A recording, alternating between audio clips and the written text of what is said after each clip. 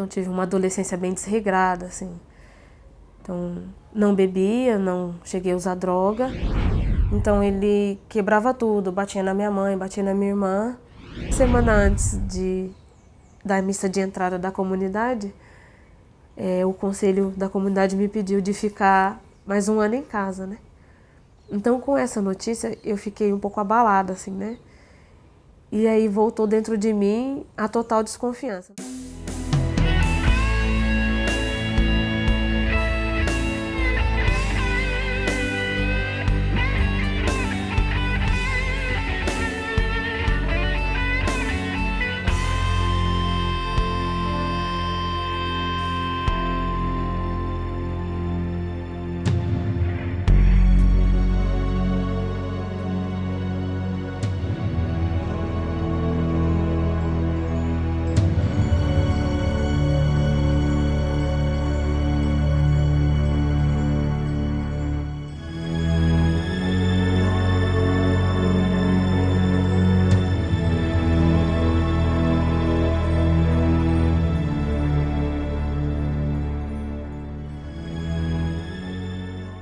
É com muita alegria que chegamos até você com mais uma edição do programa Histórias em Oração. E com muita alegria mesmo, porque damos continuidade à história da Maria Rita, missionária da comunidade Aliança de Misericórdia, uma jovem nascida no sul de Minas Gerais e que hoje pode testemunhar as maravilhas de Deus. O programa de hoje é tomado pelo hoje da vida da Maria Rita, aquilo que Deus tem beneficiado a vida dela e que ela pode testemunhar para o mundo depois de uma história de tantos sofrimentos, de buscas e desejo de felicidade. Nós sabemos que a vida cristã é tomada pela esperança. Precisamos abraçar a esperança. Precisamos ser o povo da espera, o povo que diz: Maranatá, vem Senhor Jesus. É o povo que espera, o povo que confia, o povo que coloca o coração naquele que tudo pode realizar. Esteja nessa atitude de oração, porque nós queremos acompanhar um pouco mais essa história que começamos a semana passada e que damos continuidade para dizermos: bendito seja Deus por tantas maravilhas.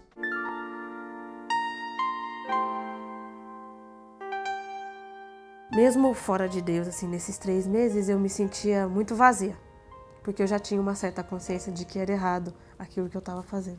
Em julho teve o MIR, então eu decidi vir para o MIR sozinha.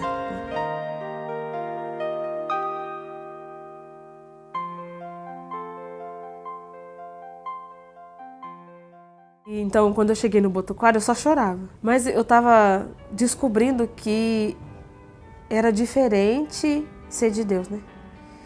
Que eu não podia mais viver do modo que eu estava vivendo lá fora, que eu estava morrendo. No 3º dia eu conheci o Douglas Antônio. E aí no último dia, quando eu estava lá, eu já estava indo embora, aí eu pedi para conversar com ele, né?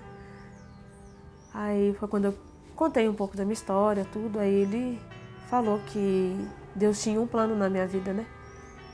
Então ele traçou uma meta para mim. Eu senti que alguém se interessava pela minha vida, né? Ele pediu para me arrumar um emprego. 10 dias depois do MIR, eu já tinha arrumado um emprego.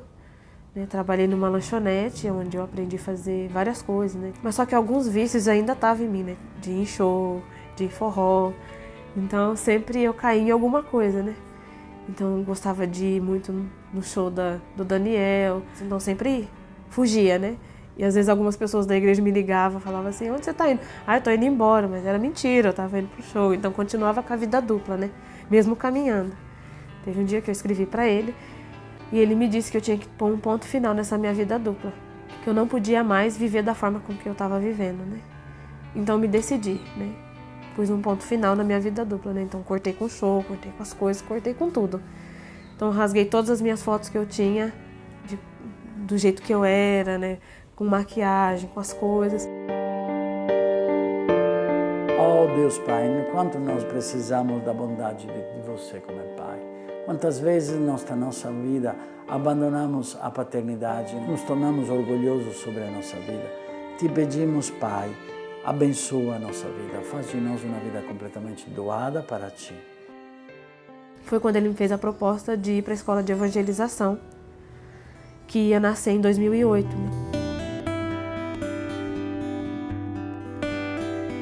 Então eu aceitei a proposta e vim para a escola de evangelização em 2008. Muito fechada, só tinha 4 pessoas com quem eu conversava, né? o coordenador da casa me colocou como referência para ver se me trazia um pouco para fora, né? Eu puxei as pessoas de maneira desordenada, porque eu queria que as pessoas tivessem o mesmo ritmo que eu. Então eu queria que as pessoas trabalhassem e sem se importar consigo mesma, né? E dentro de mim sempre teve o desejo de amar, mas só que eu não sabia equilibrar essa coisa, né? Então eu achava que eu estava amando, puxando as pessoas no meu ritmo. E na metade do ano teve um retiro com uma missionária, né?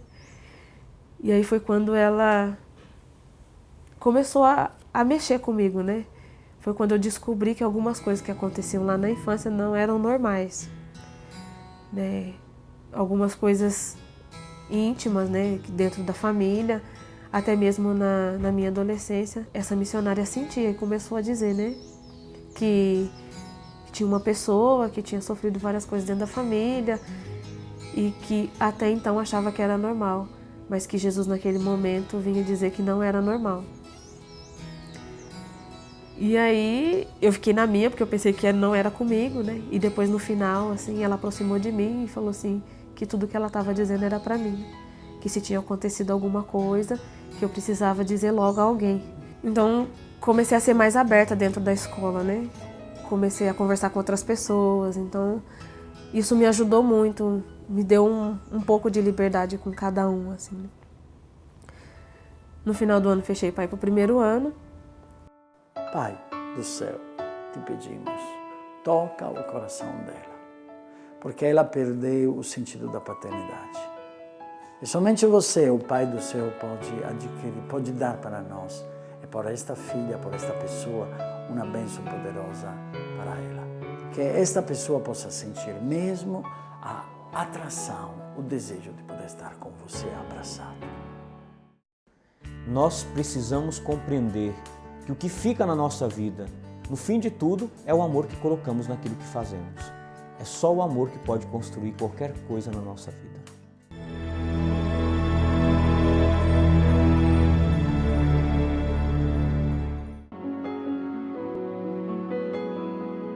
O coração de Jesus que se faz carne em nós, como em Maria, nos revista de sentimentos de misericórdia, de compaixão, nos doe entranhas de ternura, que saibam comover-se. Livro no Oceano de Misericórdia Infinita, Padre João Henrique.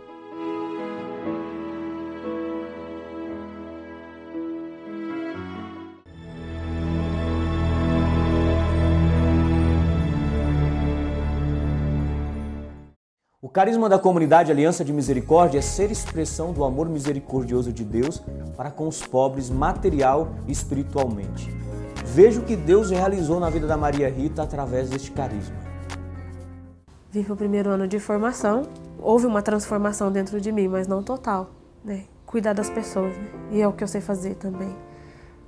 Faço com muito amor, mas eu fazia desconfiada na época, né?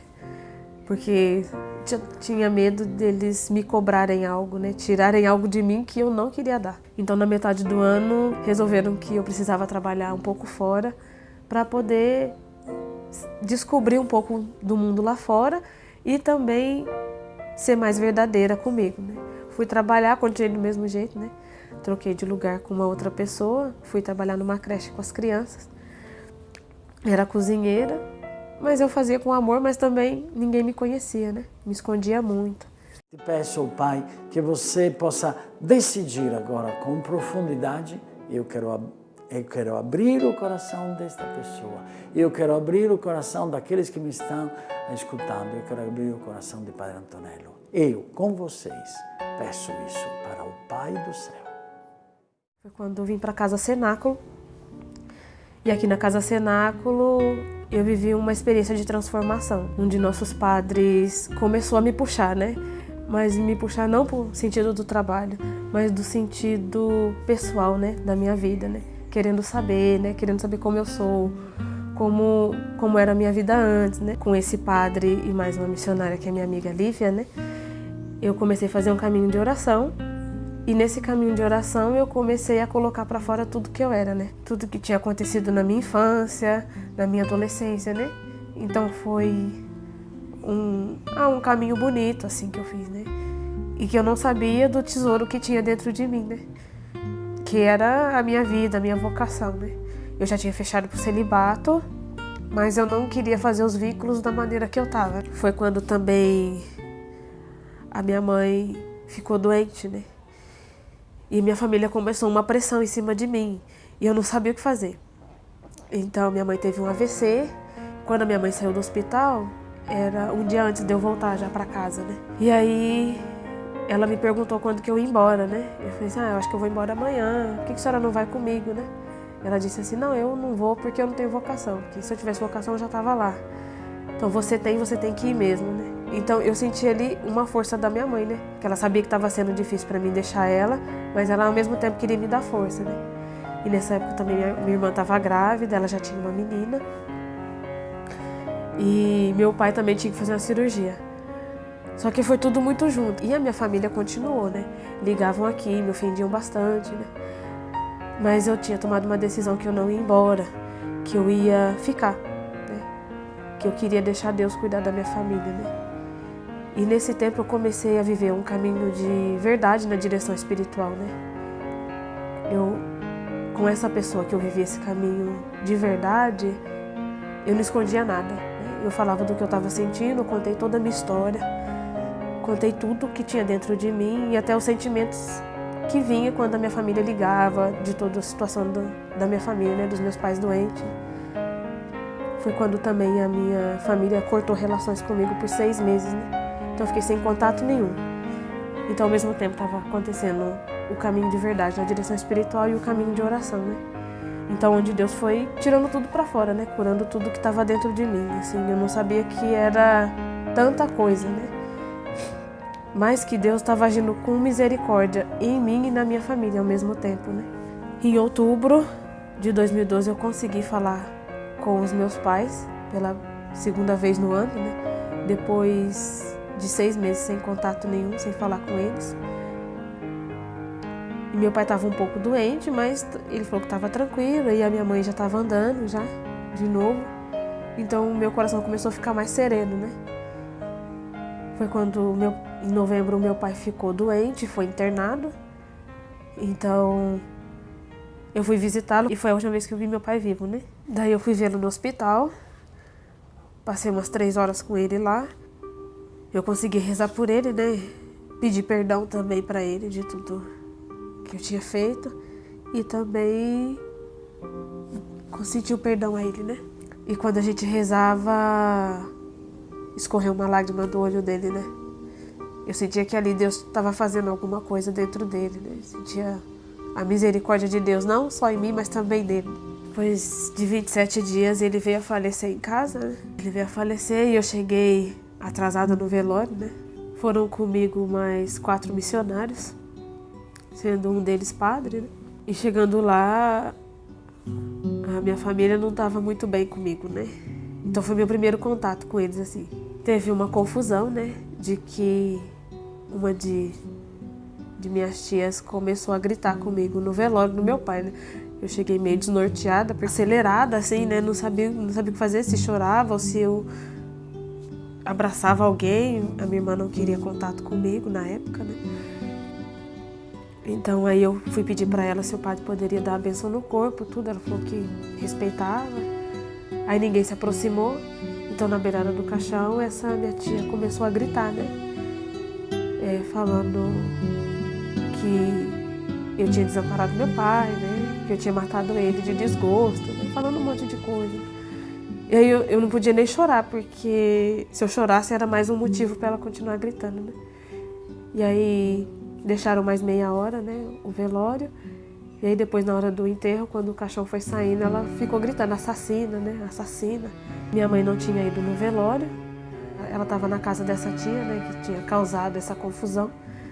Então foi outra confusão na casa dela, né, que minha mãe foi bem humilhada lá. A gente voltou para São Paulo. Eu recebi uma ligação de que minha mãe tinha surtado, né, psicologicamente, de saudade do meu pai. Eles brigavam todos os dias, mas eles eram muito grudados, assim. Então ela surtou e virou uma criança, né? Que a família estava unida para cuidar da minha mãe. Então era a primeira vez que eu via a família toda se movimentando, né? Um pelo outro, não só pela minha mãe. Em maio, dia 12, eu falei com a minha mãe Foi a última vez que eu escutei a voz da minha mãe. Dia 15 ela foi internada por intoxicação, né, por remédio. Então ela ficou entubada quase um mês, mas ela teve uma convulsão e faltou oxigênio no cérebro e ela ficou em estado vegetativo. Eu ia todos os finais de semana com mais uma missionária para poder visitá-la, né, para poder ficar perto.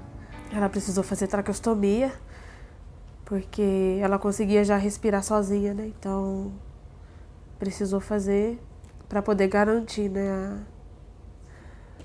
a saúde dela. Em julho eu passei 23 dias com ela.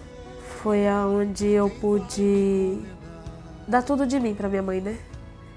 Então eu fiz a experiência de contar toda a minha história para minha mãe, mesmo ela estando em estado vegetativo. Ela não teve nenhuma reação, né? Porque ela não tinha expressão nenhuma, mas eu sabia que ela me escutava. Então eu beijava ela, abraçava bastante, né? Então, dei todo o meu afeto para ela, assim, nesse período que ela ficou mal, né? E a gente ia sair de retiro fraterno.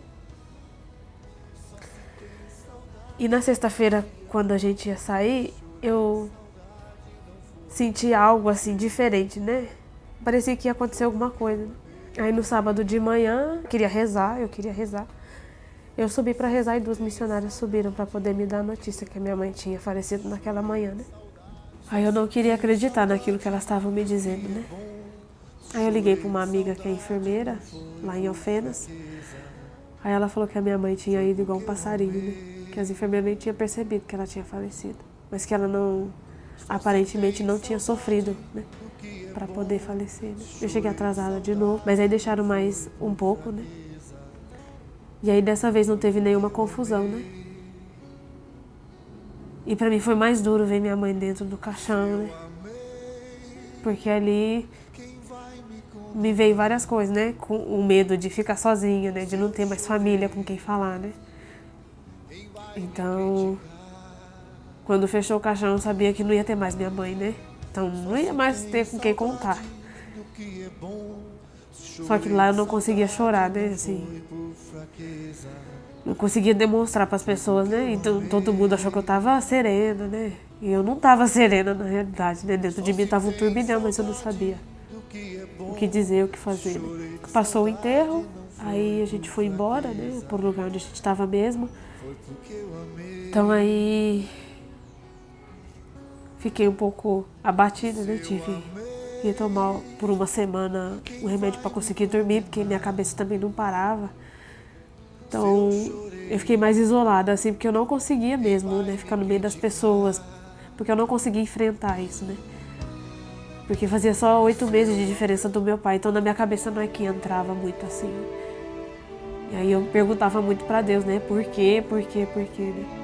Ó Pai do céu, eu te peço esta grande graça, que possa ser a este momento um momento de cura profunda. Porque, Pai do céu, você está acolhendo esta pessoa no teu colo e ela se sente abraçada, abençoada, na paz. Que possa nascer, ó Deus Pai, aquela maravilhosa oração, aquela maravilhosa palavra de Jesus que diz, aparecendo aos apóstolos, a paz esteja com vocês. A grande sabedoria que nós podemos colher das histórias que apresentamos em cada programa é que todo homem tem uma ferida para ser curada e uma miséria que invoca misericórdia. Basta abrirmos o nosso coração e Deus pode realizar maravilhas em nós.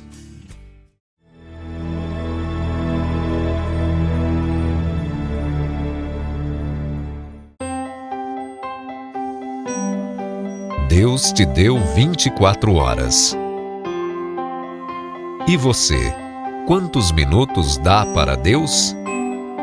Encontre-o através da adoração 24 horas. De qualquer lugar. A qualquer hora. De onde estiver. Jesus te recebe de braços abertos.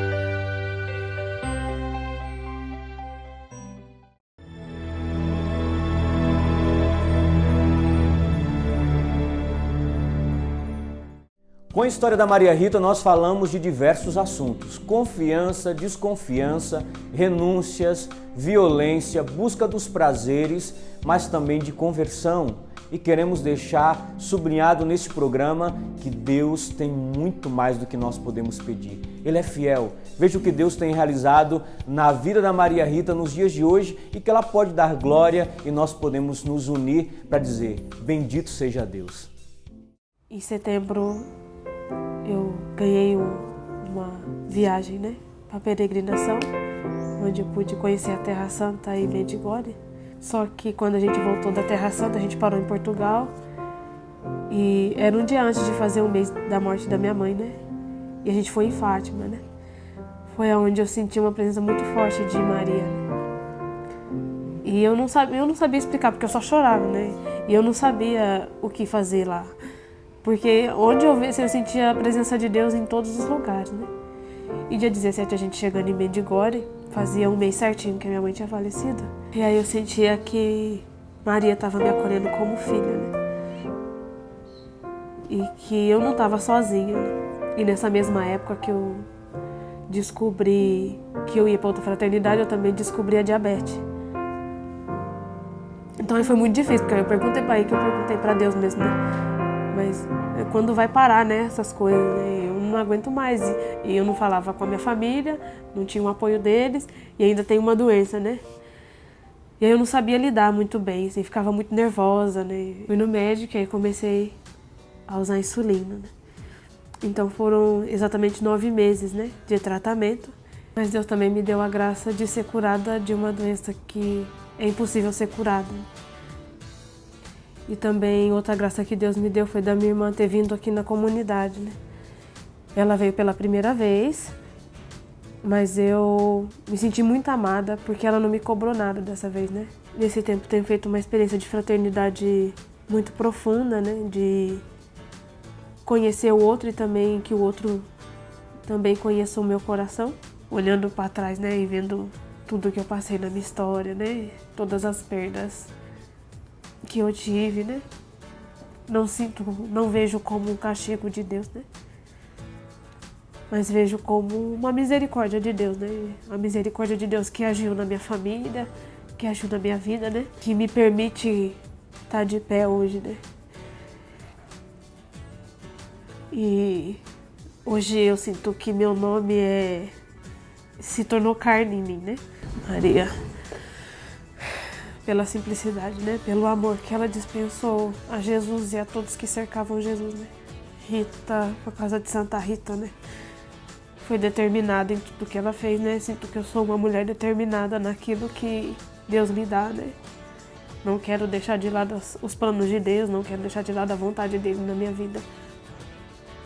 Tenho o complemento que é o cordeiro imolado, porque sinto que as minhas vontades foram imoladas, mas Deus sempre me recompensa, né? Com o amor gratuito dele. Então sou muito feliz dentro da comunidade, né? Em tudo que eu faço, em tudo que eu sou, né? Sou feliz por ser celibatária. Eu sou feliz porque eu sou só de Deus, né? Deus, através de Nossa Senhora, através dos irmãos da comunidade, restituiu a minha pureza, né? A minha confiança. Me deu uma nova vida, né? E deu também uma nova vida à minha família.